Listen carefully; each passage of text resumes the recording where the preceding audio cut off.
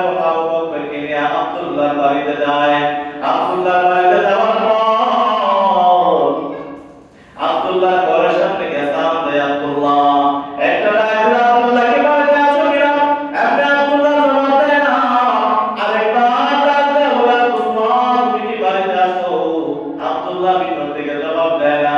দুইটা তিনটা ডাক দেওয়ার পর নবী বলেন, আমার মনে হয় আব্দুল্লাহ ঘরের মধ্যে নাই। আপনি উম্মত ডাকতে হবে, ইয়া রাসূলুল্লাহ একটু আগে নামাজ শেষ করলো, মনে হয় ঘরের ভিতরে আছে, কিন্তু জবাব দেয় না।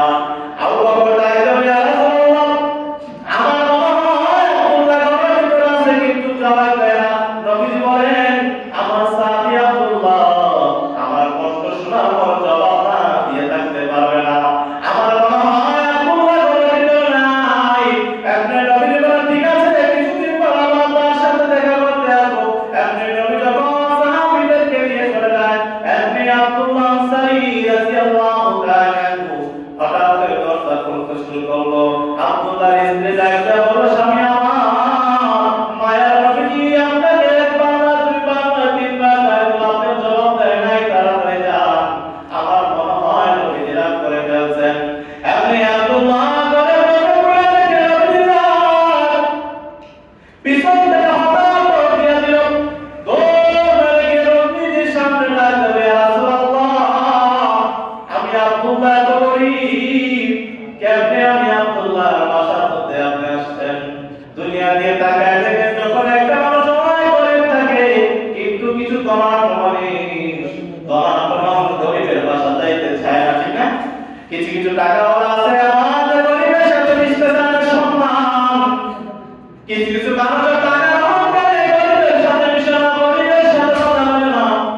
অথচ তামাম দুনিয়ার সন্তান আপনার নবী গরিব সাহাবীর বাড়ি আব্দুল্লাহর বাড়িতে চলে যায়।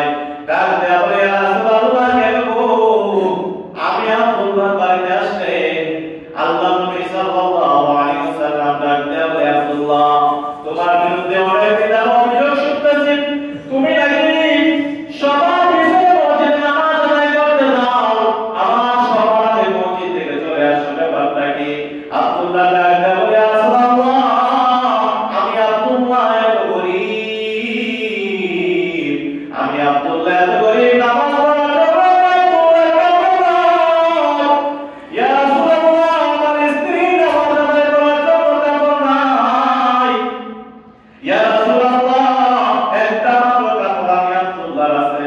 ইয়া রাসূলুল্লাহ আমি যখন নামাজ আদায় করতে যাই, আমার স্ত্রীকে ঘরের মধ্যে রেখে যাই, গিয়ে যখন নামাজ আদায় করে সাথে সাথে চলে আসি, আবার এই কাপড় দ্বারা আমার স্ত্রী নামাজ আদায় করে।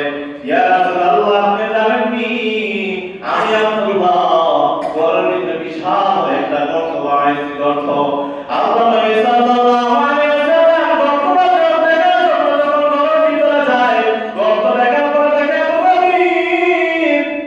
এত গভীর গর্ত আব্দুল্লাহ করে রাখছে। আব্দুল্লাহকে ডাক দেয়া বলে, আব্দুল্লাহ এত গভীর গর্ত করছে কেন?